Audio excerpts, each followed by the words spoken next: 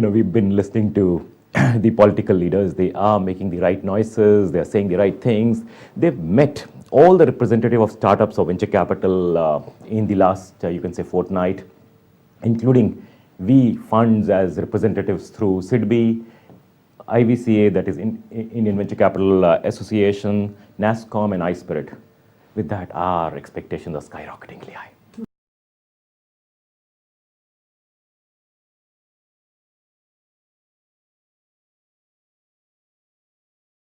Last year, they actually disappointed us as venture capitalists.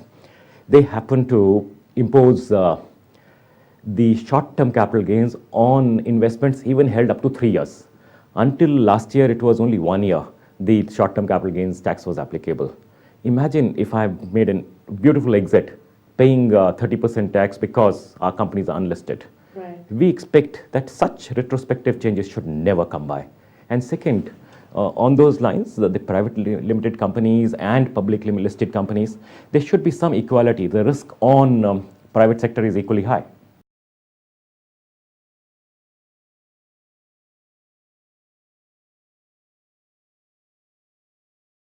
There's a very, very important question, I must say.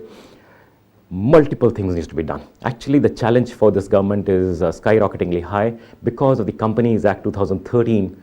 The ease has actually become much more difficult for our startups to do business in India. Those provisions themselves need to be relaxed. Second, let me look at it two parts. First, on ease of starting a business. Ease of starting a business, number of steps have to be taken. First one, there has to be a simple application when one wants to start a business. Whether it is for requesting for a name or name search or DIN number or whatever, etc., certificate of incorporation, PAN card, it should happen in 1 day. When I decide where I want to have my office, that day SOP and Establishment Act, TAN number, as well as you can say MSME registration should happen the next day kind of thing. Similarly, when I have 20 people, all EPF, gratuity, etc. should happen the same day. This is the starting of business. Now, ease of doing business. The moment I become a company, any first payment I have to do a TDS deduction.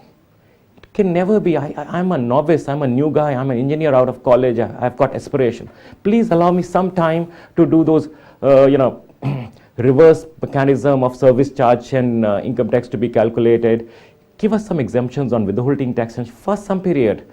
Relax those limits of service, even excise duty and service tax, and enhance them to a little higher levels for us to be able to operate in the initial phase of our life.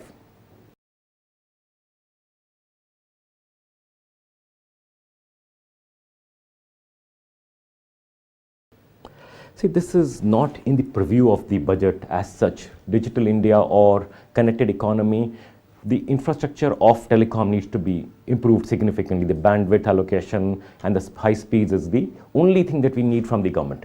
The rest of the things, we are very, very creative to be able to create businesses for the common man and solve their day-to-day problems. More important is government through this budget allow risk capital to flow into startups. I mean, that's far more important than looking at anything from the IT sector. To give an example, as a venture capital fund, I'm not allowed to have FDI coming in from NRIs or PIOs to invest in my fund. Domestic fund managed by us, why can't NRIs and PIOs automatically invest into a fund like us?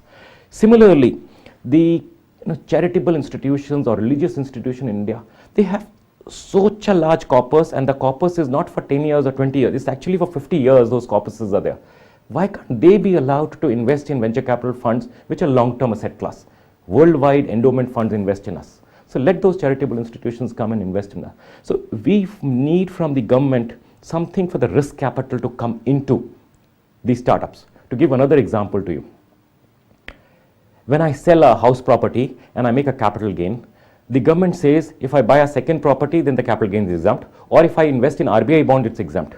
Why can't we be allowed to invest in a venture capital fund and be exempt? Because venture capital fund is again money for 7-8 years that is stuck for a longer period of time. These are simple provisions that they need to do to encourage flow of risk capital into the economy.